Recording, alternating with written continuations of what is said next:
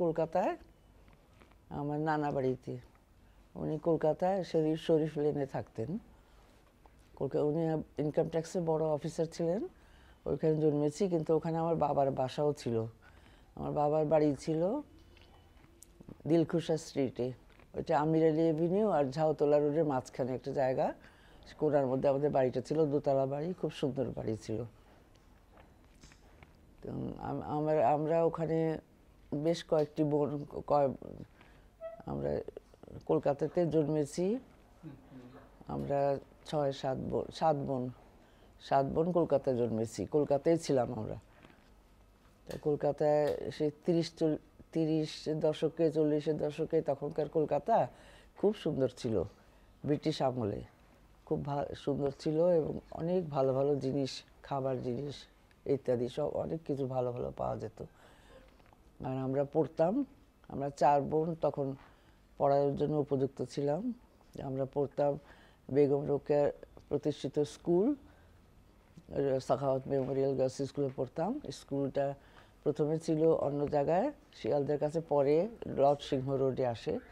Lord সিংহ রোডে আমরা ওই স্কুলটাতে আমরা পড়েছি। আমি কেজি ক্লাস থেকে ক্লাস 4 পর্যন্ত পড়েছি। কলকাতায় জন্ম হলেও আমার নানা বাড়ি হলো ঢাকায়, বেচারামের দেউড়িতে, আর ওনার গ্রামের বাড়ি হলো কলাতিয়া, আর আমার বাবার বাড়ি টাঙ্গাইল।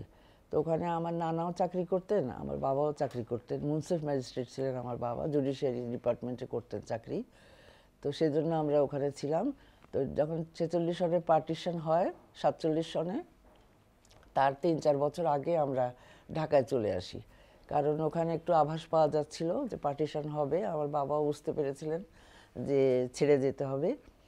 তা সেই জন্য আমাদের নিয়ে উনি চলে আসেন কয়েক বছর আগে। পার্টিশনের 47 সনে কয়েক বছর আগে আমরা ঢাকায় চলে আসি বক্সিবারে। আমরা ছিলাম তো 10 বোন 1 ভাই, আর আমার চাচার ছিল 10 ছেলে 1 মেয়ে, আমাদের উল্টা ছিল।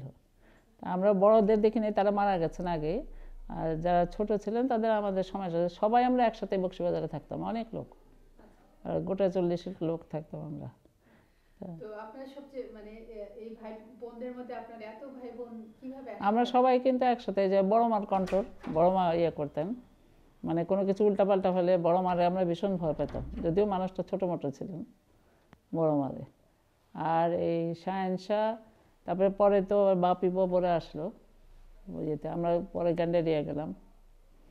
আমি যখন ক্লাস 8-এ পড়ি তখন গ্যান্ডারিয়া বাসা বেশ বড়, বিরাট বাসা ছিল, অনেক জমির উপরে দোতলা একটা বাড়ি, সেখানে আমরা ছিলাম। তা আমরা পড়াশোনা করি ঢাকাতে, আমরা পড়াশোনা করি ইডেন স্কুলে, সদরঘাটে ইডেন স্কুল ছিল। সেটাও খুব সুশৃঙ্খল একটা স্কুল ছিল এবং খুব ভালো পড়াশোনা, খুব ভালো হতো। তার প্রিন্সিপাল ছিলেন মিস অ্যালফান্সো। মিস অ্যালফান্সো খুব কড়া ছিলেন, কিন্তু আমাদের খুব ভালোবাসতেন। তো ওখান থেকে ঘোড়াগাড়ি আসতো, ঘোড়াগাড়িতে আমরা ঘোড়াগাড়ি করে সদরঘাটে স্কুলে যেতাম। আর কলকাতা থাকতে স্কুলের বাসে আসতো, সঙ্গে নানি আসতো, আমাদের সাহায্য করতো সবসময়। যাই হোক, স্কুল ইডেন কলেজ পর্যন্ত পড়েছি, কিন্তু তারপর দেশ বিভাগের পরে ঠিক হলো যে সিলেবাস চেঞ্জ হবে ম্যাট্রিকে। আমার যখন ম্যাট্রিক পরীক্ষা কাছে, তখন তখনও ঢাকা বোর্ড হয় নাই। তখন আমরা ছিলাম লাস্ট ব্যাচ, ক্যালকাটা ইউনিভার্সিটির সিলেবাস অনুযায়ী আমরা ম্যাট্রিক পরীক্ষা দিতে হয়েছে আমাদের। কিন্তু সেটা আমাদের চিটাগাং পর্যন্ত, চিটাগাংয়ে গিয়ে পরীক্ষা দিতে হবে।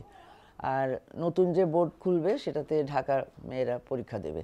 তো আমি চিটাগাংয়ে, আমার বড় ভাই ছিলেন একজন, চাচাতো ভাই, সেই বাসায় চলে যাই। সেখানে গিয়ে 6 মাস থেকে আমি পরীক্ষা দেই। টেস্ট পরীক্ষা ভালোই হয়েছে মোটামুটি, তবে আবার চলে আসি টেস্ট পরীক্ষার পরে। আর যখন ফাইনাল পরীক্ষা দেই, তখন আর বাবা চিটাগাং যেতে যান নেই, সেন্টার চেঞ্জ করে ঢাকাতে সেন্টার এনে সেখানে আমি পরীক্ষা দিয়েছিলাম। তো পরীক্ষা ভালোই হয়েছিল মোটামুটি। তো পরীক্ষাতে আমি ভালো রেজাল্ট করি। তখনকার দিনে একটা লেটার পেয়েছিলাম, আর ফার্স্ট গ্রেড স্কলারশিপ পেয়েছিলাম। আর যে স্কুলে পড়তাম চিটাগাংয়ে, অপর্ণাচরণ গার্লস স্কুল, ওই স্কুল থেকে তারা একটা আমাকে সোনার মেডেল দিয়েছিলেন। আমি খুব অল্প দিন ওখানে পড়ে তা ভালো রেজাল্ট করেছি দেখে ওখানে সবাই খুব খুশি ছিলেন।